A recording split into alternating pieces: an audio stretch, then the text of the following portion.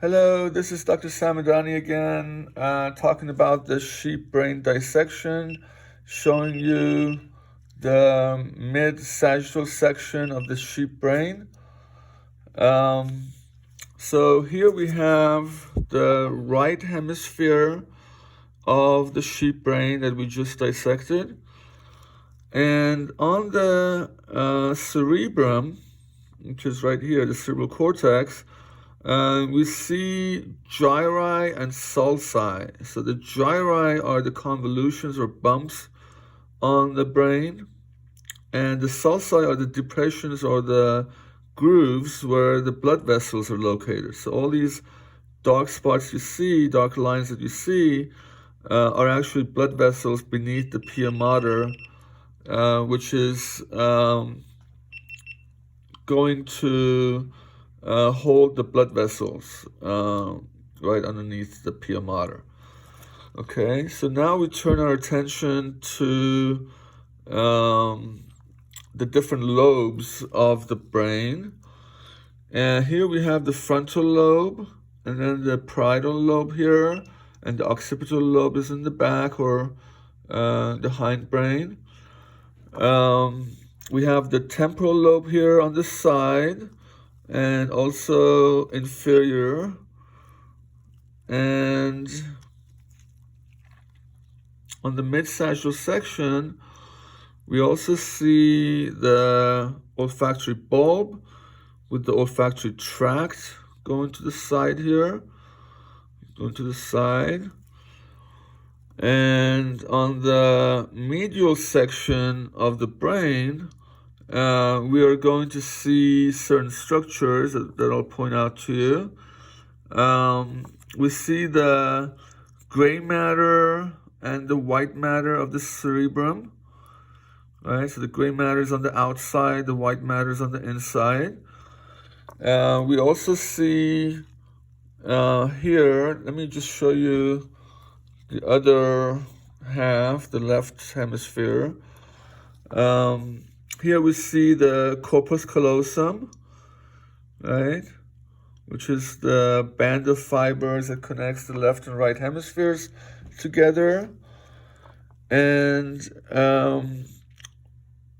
this structure right here separates the two lateral ventricles from each other, and that's the septum pellucidum. So if I pierce that, I'm going to get to the lateral ventricle. So the septum pellucidum divides the two lateral ventricles from each other. And then the cerebrospinal fluid, the CSF, is going to travel through the interventricular foramen to the third ventricle, which is basically surrounded by the two thalami. So the third ventricle would sit right over here and be filled with cerebrospinal fluid. Then the cerebrospinal fluid is going to flow down the cerebral aqueduct right here and flow into the fourth ventricle right here. And from the fourth ventricle, the CSF travels through the lateral and median apertures and are going to travel to the spinal cord and bathe the brain as well. Other structures that you see on the mid-sagittal section are the thalamus right here. This is a round structure with a little bit more tan color to it. You also see the optic chiasm right here with the optic nerve hanging off here. Okay.